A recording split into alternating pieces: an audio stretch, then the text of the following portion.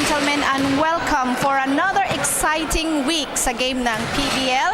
Nandito tayo sa Charter Sports Center at kasama natin ang best player noong opening salvo, a game between Davao Eagles and CDC, Mr. Akain. Hello. Magandang gabi sa'yo. Magandang gabi, ma'am. You missed 2 games. Oo. Anong nangyari? Kasi we're 4 na oras kami bumabiyahe every game. Okay, so dahil sa distance. Na distance. Okay.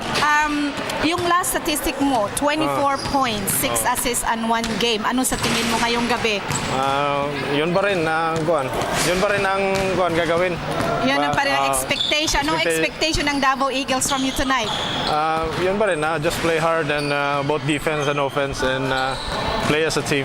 Play as a team. So, play hard, defense and offense, and play as a team. Yan po ang sikreto at looking forward ng Davao Eagles ngayong gabi. Maraming Okay, salamat. ma'am. Salamat. Nandito tayo sa kabilang court kasama ang Tower Power ng Anak Mindanao na si Mr. Derek Almazan. Magandang gabi sa'yo. Magandang gabi po. Crucial game between Davao Eagles and Anak Mindanao. Sa pagkakalam ko last season is talagang malapit ang matindi ang inyong bakbakan. Ano yung expectation natin ngayong gabi from the players of Anak Mindanao? Sa ngayon, kasi lilima lang kami. So, hindi ko alam kung anong tactic ang gagawin namin. Pero yun, sipag lang at teamwork. At saka trust lang sa mga kasama. Kasi lilima lang kami talaga ngayon. Okay, wala bang import na darating? Hahabol? Wala nga eh. Nakikita ko mga kumpleto ang kalaban eh. Kaya hindi ko alam. Pero gagawin namin ang aming makakaya para mabigay ang magandang laro. Magandang laro. Ayan, sipag, tiyaga at gagawin nila ang kanilang makakaya para sa laro ngayong gabi. Good luck, Mr. Almazan. Thank you po, thank you. Okay, maraming salamat. Thank you.